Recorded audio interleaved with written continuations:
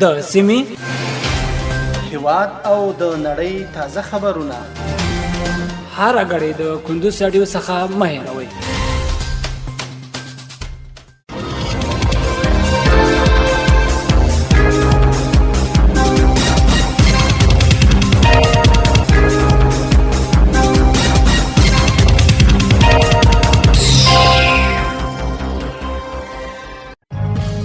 سلامونه د کندوز رادیو درنو اوریدونکو ستړي مشي دا وخت مو بخیر په موړم د کندوز رادیو څخه د دې ساعت تازه او مهم وروستي خبرونه ته نن یک شنبه د تلی یا د میزان د میاشتې 22مه د 2023 میلادي کال د اکتوبر د میاشتې د 13 نیټې سره سمون لري. روانه خبري غړې د تازه سرحمد سایل وړاندې کوم خو په سر کې هم د څو مهمو خبرونو سره ټکی.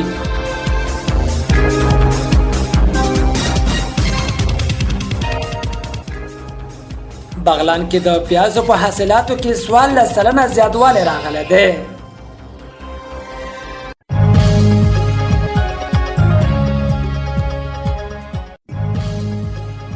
په هرات کې د ترافیکي پیښې له امله 3 تنه مړه شوي.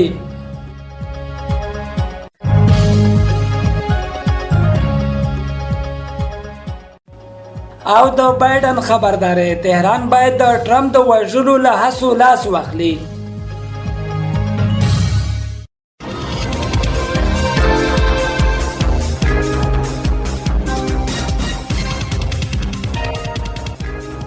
اوس هم بشپړ خبرونه. بغلان کې د پیازو په حاصلاتو کې 14% زیاتوالی راغلی دی. د بغلان د کرنې اوبو لګولو او مالدارۍ ریاست مسؤلین وایي چې په دغه ولایت کې سږکال د پیازو په کښت کې 15% او حاصلاتو کې 14% زیاتوالی راغلی دی. د یاد ولایت د کرنې اوبو لګولو او مالدارۍ ریاست د معلوماتو مدیر ولی امرخیل وایي چې تیر کال په بغلان کې پر 3309 هکټار ځمکه پیاز کرل شوی وو چې 1,29,904 میټریک ټنه پیاز ترې ترلاسه شوی وو او سږکال پر 3,470 هکټار ځمکه پیاز کرل شوی وو چې 1,45,940 میټریک ټنه حاصل ترې ترلاسه شوی او دغه شمیرې 14% زیاتوالی ښیي. امرخیل زیاته کړه چې د مرکزی بغلان، ډنډغوري، دانغوري، پلخمري، نهرین او برکه ولسوالۍ بزګرانو د سږني کال د پیازو د کښت او حاصلاتو د زیاتوالي اصلي لاملونه د وچکالۍ کمښت، د بزګرانو نوې تجربې، د معیاري کرنیزو میتودونو او عصري وسایلو سره آشنایي او له بلې خوا د اصلاح شوي تخمونو کارول ګڼل کیږي. د یاد ریاست مسؤلین وایي چې تر اوسه په دې ولایت کې 350 د پیازو لوی او کوچني زیرمتونونه جوړ شوي تر څو کروندګر پیاز زیرمه او په مناسب وخت کې بازار ته وړاندې کړي.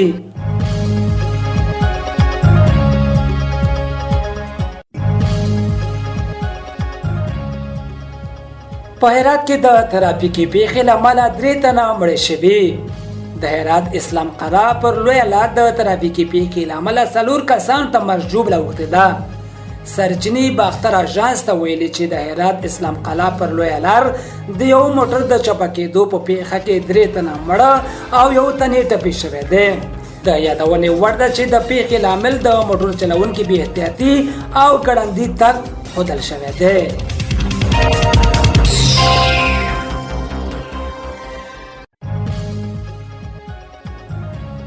او د بایدن خبرداري تهران باید د ټرمپ د وژلو هڅو لاس واخلي.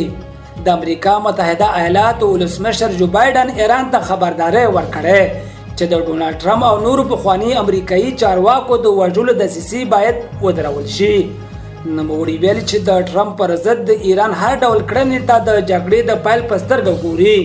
د امریکا ملي امنیت شورا ویلي چې د امریکا وګړو د ترور هڅو ته به سخت ځواب ووایي. پر ایران د ټرمپ د وژلو د هڅو ترور وروسته تر هغې پورې شوی امریکا په 2019 کال کې د ټرمپ د واکمنۍ پر مهال د سپاه پاسداران قدس څانګې مشر قاسم سلیماني په یو هوایي برید کې ووژه.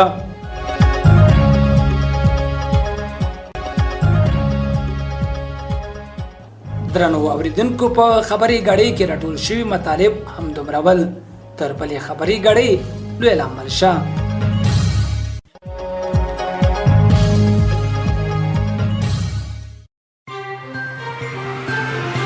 د سیمې، هیواد او د نړۍ تازه خبرونه هر غړي د کندوز رادیو څخه مه هېروئ.